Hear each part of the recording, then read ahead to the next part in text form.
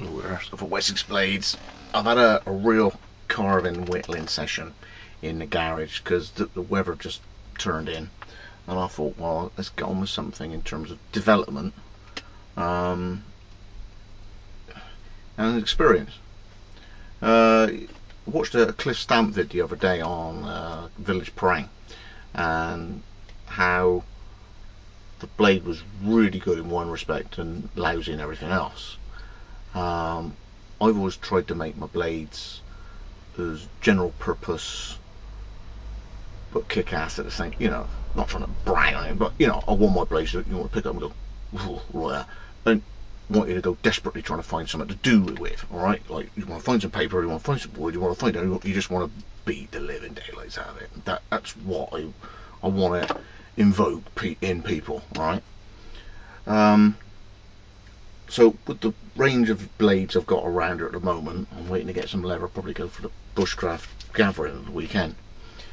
So can't really do much leather work, so I've got loads of blades. And the 3-4 I had lying around, what I was trying to do was get the Mora type, just gentle carving. You're not going to use the fine point because the Mora's got a point on it. I know his business. So for all the really fine little notches and squares and stuff, the Mora's going to do it great.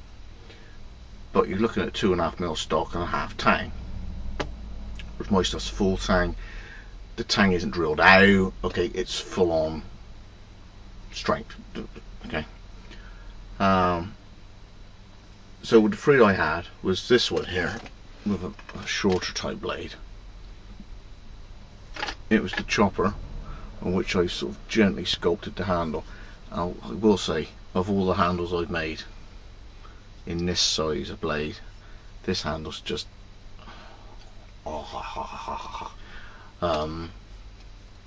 I just kept grinding it and tweaking it and putting it in my hand and swapping that out and going on a different grip. It fits that way.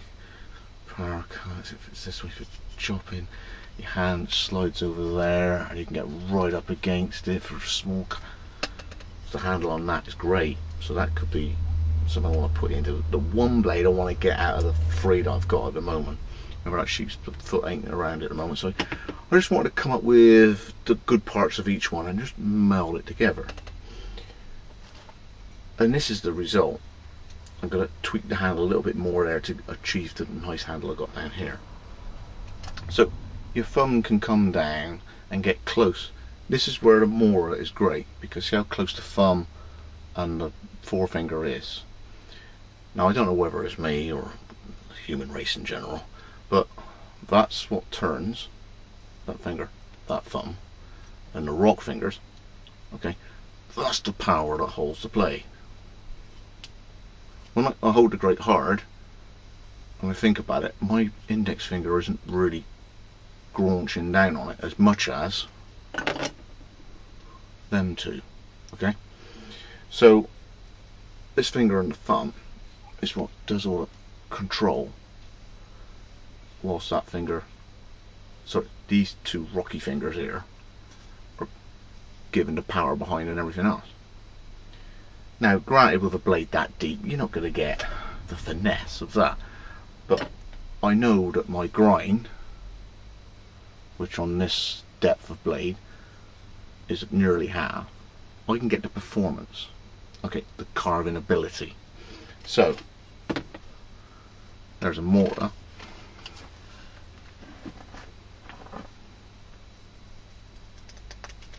Okay, does a curly Q.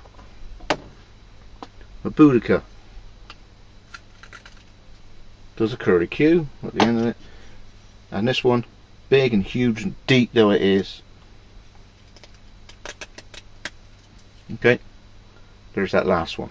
So the bite deep ability of this is in the ballpark of this.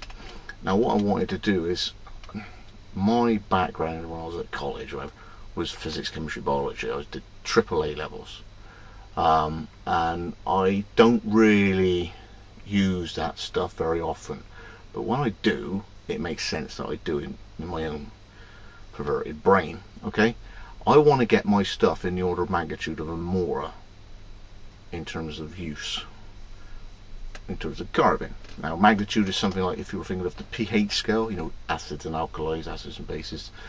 If you thought of the points 5 and 4, if you're on the acidic scale, between 4 and 5 it's 10 times the difference. That way it can encompass a far greater range of values. Okay, so also I think earthquakes are done the same on a Richter scale. Between an earthquake at 3 on a Richter scale, okay, is a tenth to one-th of a 1 on a 4. Okay, it just encompasses a greater range. So if I can get my stuff to carve like a Mora, but it ain't a partial tang and it don't bend, okay, so that full tang, liner, hardwood handle, 01 steel, 4mm stock, that's a pretty tough cookie. Okay. There's a lot of graunch in that in the hand, and you can do quite a fair amount of tasks with it. So by combining the characteristics, and I've pulled that down and I've sculpted that out, and I brought the thumb and the index finger closer together to allow me a bit of control, whilst I get a decent amount of power with the back of tweak. And what I've done is I've come up with this one, which covers as many bases as what I can between that and that, without diving into a book of theory and doing one as a drawing. Now, someone like Kylie has that depth. He can literally design it, knowing what he's trying to achieve, and his thing's going to be 99% bang on, and when he gets it cut out and over to him and puts a handle on it, then he can go, yeah, it's great, but I just need a little bit less weight there. Okay,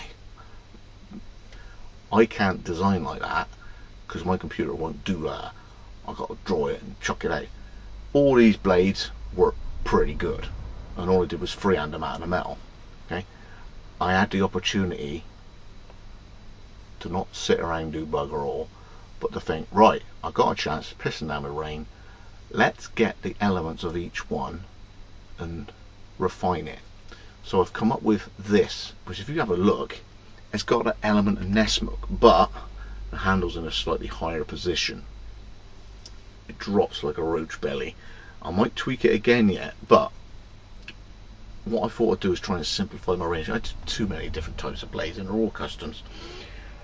The 3 bushcrafty ones, I'm probably going to drop the Danelaw, keep on the Thanelaw and the Boudica being the Puccio shaped one like that. Why? I just think it's a great shape. The tip's useful, there's power in it, there's just a hint of recurve, and it's got that lovely speary point on it, and the power is just crazy. It's just a really powerful bushcraft knife,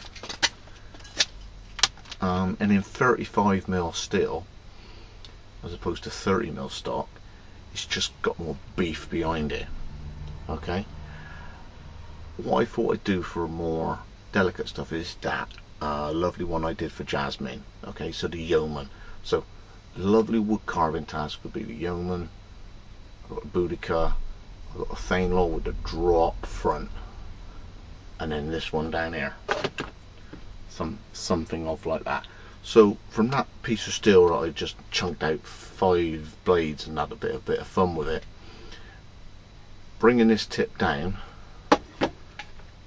because I can't now because he's already cut out the way he is, but I want a front end very similar to that, so he's not quite so high at the front of there. Oh, very useful blade. Yeah, the battery just went. I was like 4 more seconds. So now I'm simplifying my range. Thanks for watching. See you in the next one. Scott from Wessex Blades with a culmination of themes